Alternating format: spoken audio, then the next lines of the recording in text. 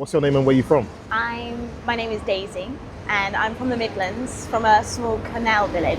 I've been in London for 4.5 years. Talk to me about what it was like growing up where you grew up. Very connected to nature, which I loved, but came to a point where I had got as much as I could from that place. I was such a curious individual growing up still am, as a child, and I was only able to.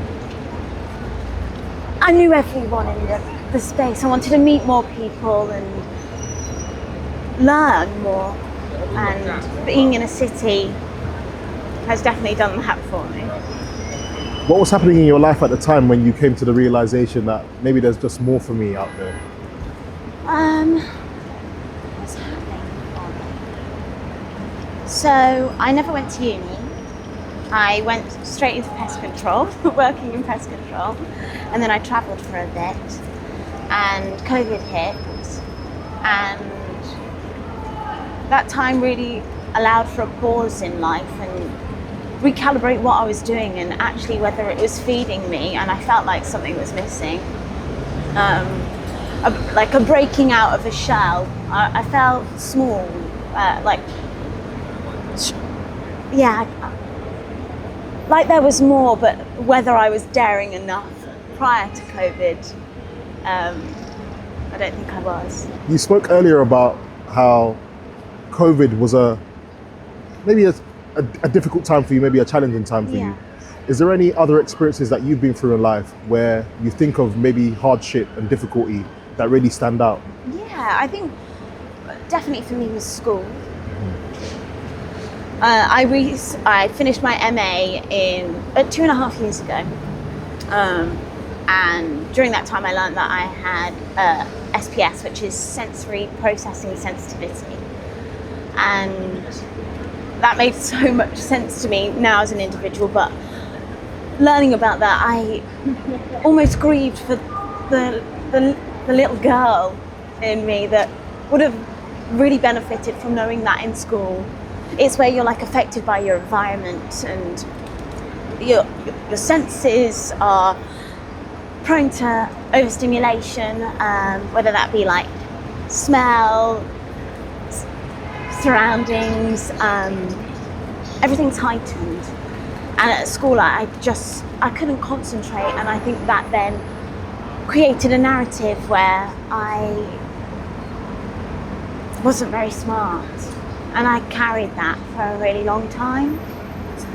And then I think that then domino effects into your choices.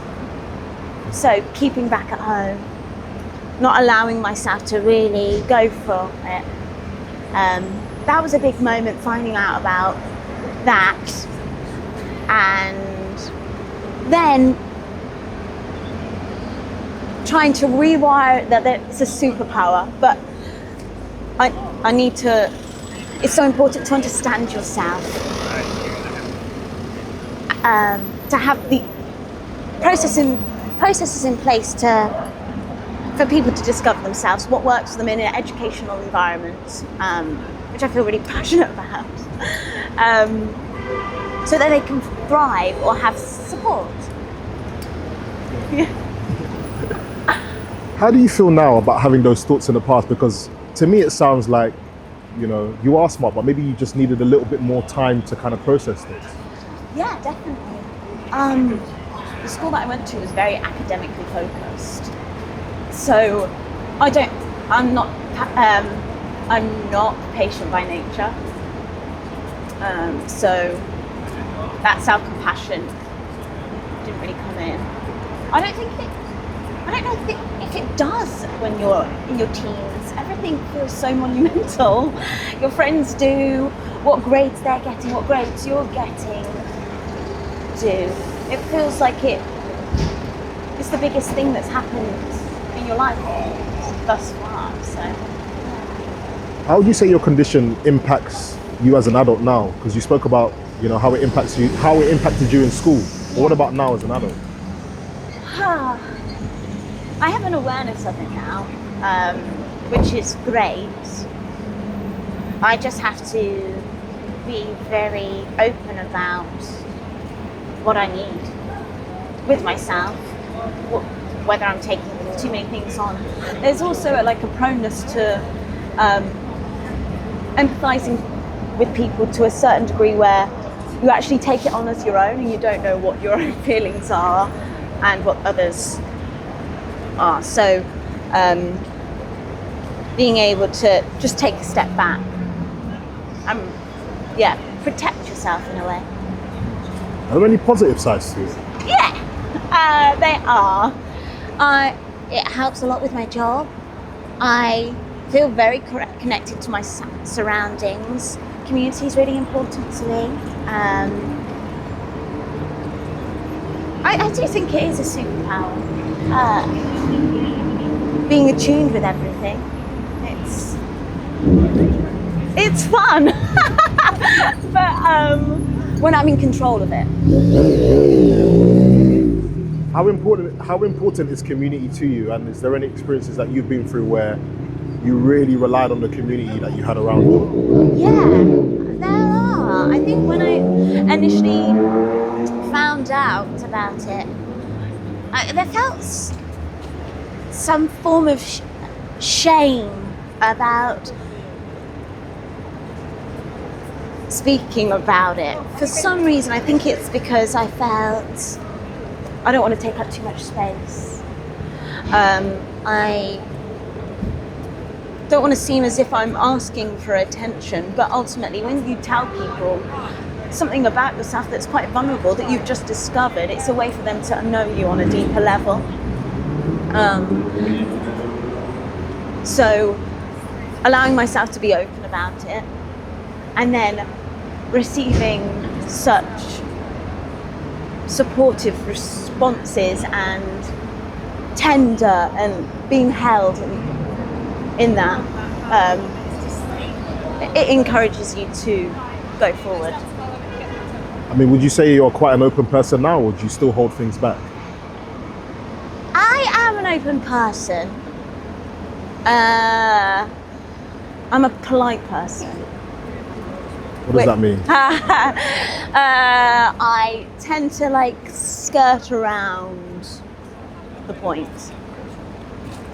I'm working on it. Like a frank but kind. Yeah. Why do you think that is? Why do you think? I don't think that is.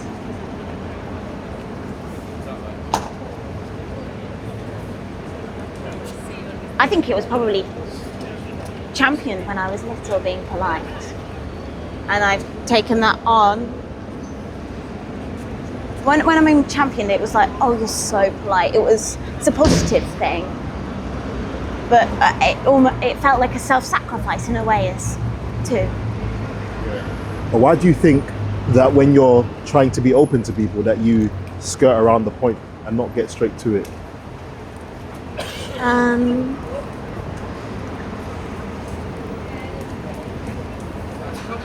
Being able to empathize and almost tap into with people. I'm not going to say I feel like I know their truth, because that sounds, but I can see them, I can feel things. God. And